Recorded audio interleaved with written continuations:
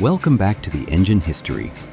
Many of you who work in the trade have probably wondered what mechanical design allowed early engines to run smoothly, back when high-pressure injectors and electronic control black boxes didn't exist yet.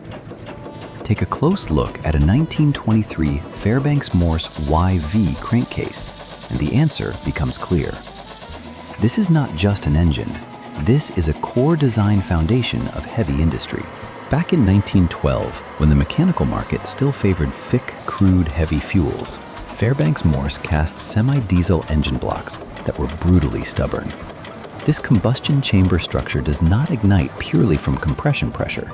It requires supplemental external heat to prime the very first firing strokes. Today, we're going to tear down a lineup of work machines pushed to their limits across 2 centuries, from an 1881 vertical agricultural boiler design all the way to air-cooled, boosted V8 engine blocks built by German mechanical engineers. Going back to 1881, the Westinghouse agricultural boiler was a heavy-hitting design drawing.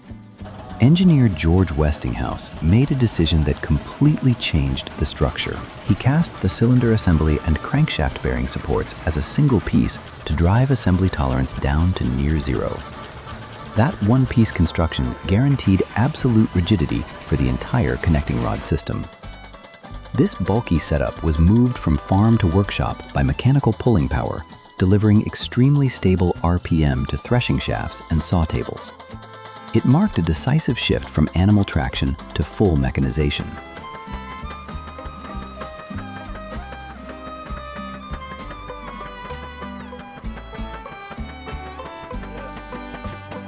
I had 4 stokes here, we're leaking, I took them out.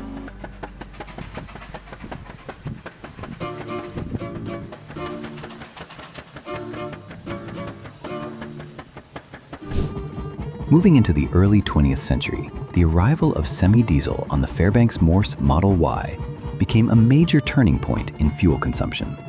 Using a hot bulb heat ignition system, this chamber would chew through almost any heavy fuel, from thick crude oil to cheap kerosene. Listen to the steady exhaust beat of this engine block at the Zagre Preservation Workshop. The RPM is pinned low. The firing strokes are sharp and decisive. Vibration is crushed by the massive pair of solid cast iron flywheels on both sides.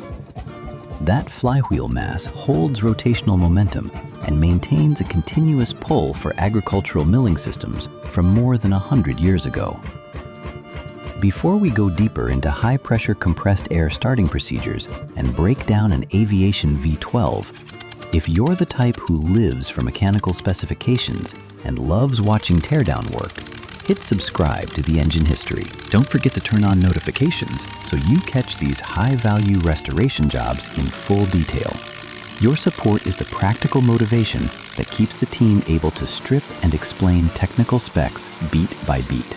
Speaking of toughness in harsh environments, we have to analyze Germany's Deutz F8L714 engine block.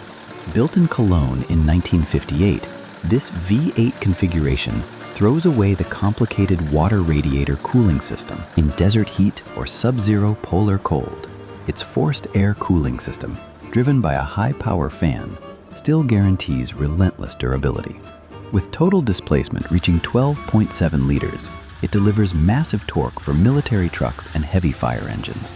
It proves the machining and metallurgy quality of German engineering.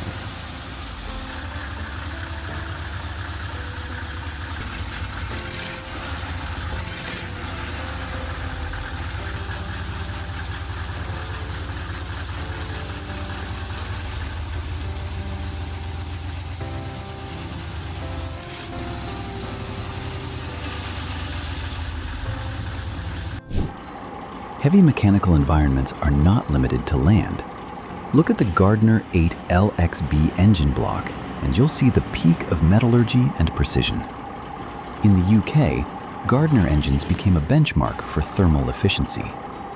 This inline 8-cylinder pushed thermal efficiency past 40%, an insane figure for the 1980s. Precisely balanced connecting rods and crankshaft dynamics let the block run smoothly from idle at 250 revolutions per minute all the way up to its maximum cutoff speed.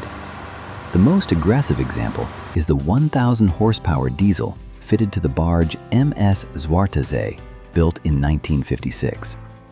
Its money-saving minimalist design is a direct crankshaft reverse rotation mechanism. Instead of a bulky reversing gearbox, the engineer slides the camshaft assembly to change fuel injection timing and valve timing, then uses compressed air to force the entire engine to spin counterclockwise.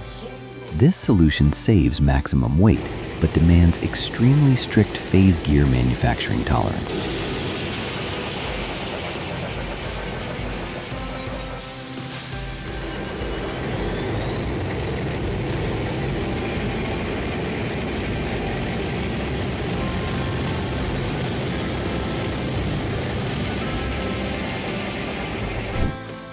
If you think waking up a heavy diesel is just turning a key, that's modern machinery. To awaken a two-cylinder Fairbanks-Morse engine block, the operator must follow a strict technical sequence. First, they manually pump the active oil system to force a pressurized lubrication film into every bearing support. Next, they bleed all air from the injector fuel lines. Then they lever the flywheel to the correct top dead center position. The final step is snapping open the 250 pounds per square inch compressed air start valve to drive the piston through the first compression and fire cycle. In the world of tracked pulling equipment, the 1918 Holt 75 undercarriage is a rare kind of stubborn design. Left exposed for more than 50 years under brutal weather at a Montana scrapyard, its cast steel load-bearing frame was not torn apart by decay. With a track system that creates a large contact patch, it wades through mud and pulls with ease, outperforming rubber tire tractors that tend to spin and lose traction. Its cast engine block uses oversized pistons with bores up to 6 inches. It squeezes torque out of a near-bottom RPM band of just 600 revolutions per minute.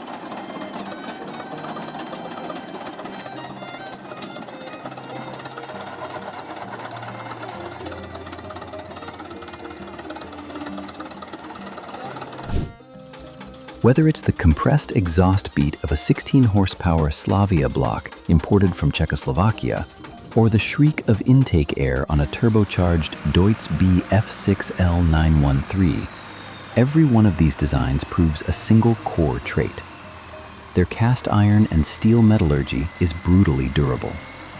These solid cast machines were built to work hard and carry loads for decades.